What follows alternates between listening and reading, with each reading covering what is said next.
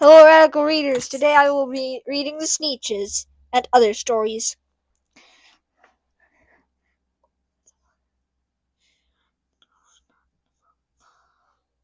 The Sneetches and other stories. First out, we're with the Sneetches. Now, the Star-Belly Sneetches had bellies with stars. The Plain-Belly Sneetches had none upon theirs. Those stars weren't so big. They were really so small, you might think such a thing wouldn't matter at all.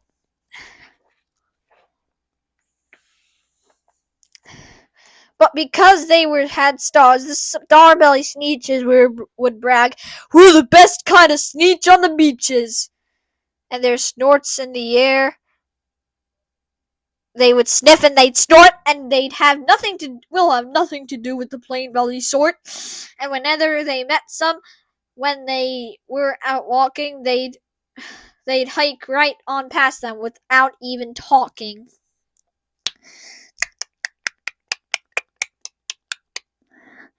Then the Star-Belly children when the Star-Belly children went out to play ball, could a Plain-Belly get in the game?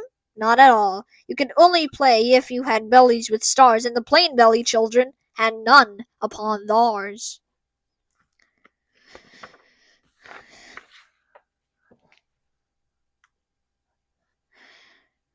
When the Star-Belly Sneetches had Frankfurter roasts, or picnics, or parties, or marshmallow roasts, they never had invited the Plain-Belly Sneetches. They left them out in the cold and the dark on the beaches. They kept them away, never let them come near. And that's how they treated them year after year. Can't you believe that? Maybe this story was inspired by the story of Martin Luther King Jr., where where the where maybe the Star-Belly Sneetches were the white people and the Plain-Belly Sneetches were the black people.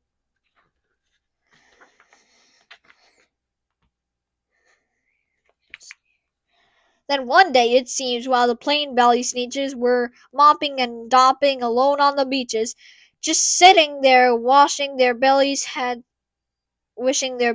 stars, a stranger zipped up in the strangest of cars. "My friends," he announced in a voice clear and keen, my name is Sylvester McMonkey McBean, and I've heard of your troubles. I've heard of your unhappy, but I can fix that. I'm the fix-it-up chappie. I've come here to help you. I have what you need, and my prices are low, and I work at great speed, and my work is 100% guaranteed." Sylvester McMonkey McBean. Then quickly Sylvester McMonkey McBean put together a very particular machine. And he said, "You want stars like a Star-Belly Sneetch? My friends, you can have them for $3 each. Just pay me your money and hop right aboard."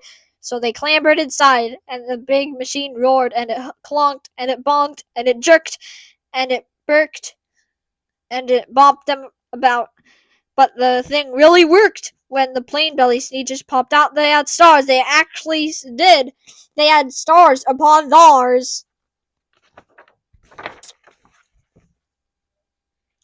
When they yelled at the ones who had stars at the start, "We're exactly like you. You can't tell us apart. You're all just the same, you snorty old smarties. Now we can go to your Frankfurter parties." "Good grief!" groaned the ones who had stars at the first. "We're still the best Sneetches, and they are the worst. But now, how in the world will we know?" They all frowned. "If which is kind is what, or the other way around."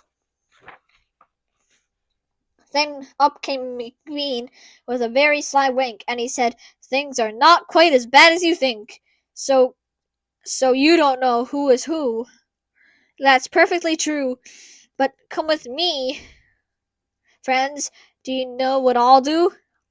I'll make you again the best Sneetch on the beaches, and it'll cost you $10 each, and all it'll cost you is $10 each."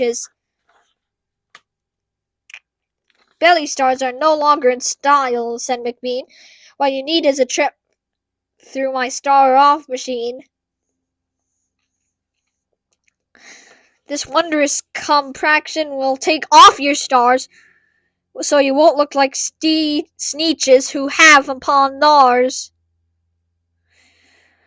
And they handily machine, working very precisely, removed all the stars from their tummies quite nicely. Then with snorts in the air they paraded about, and they opened their beaks and they let out a shout. We know who is who. There isn't a doubt. We're the best kind of Sneetches on the beaches without. Then of course those who had stars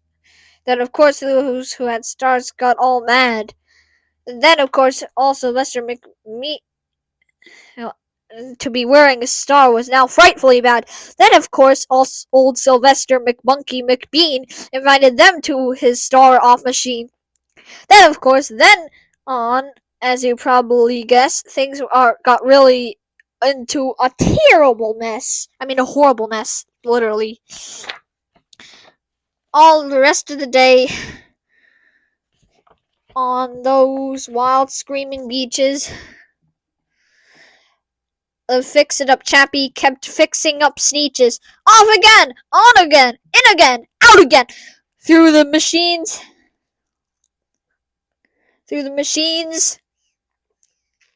They raced around and about it again, changing their stars every minute or two, and they kept paying money. They kept running through until neither the Plain or the Star-Bellies knew whether this one was that one, or that one was,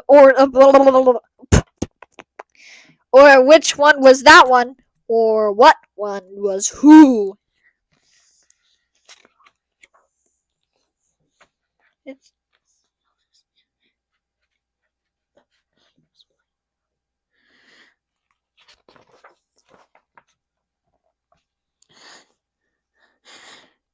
Then, when the very last cent of their money was spent, the fixed-up chappie packed up and he went. He laughed as he drove in his car up the beach. They will never learn. No, you can't teach a Sneetch. But McBean was quite wrong. I'm quite happy to say that the Sneetches got really quite smart on that day. The day they decided that Sneetches are Sneetches, and no kind of Sneetch is the best on the beaches. All day, all the Sneetches forgot about stars, and whether they had one or not upon theirs. The end. I'm sorry I didn't actually read the other stories because I would have gotten a sore throat from reading all those stories. Whew.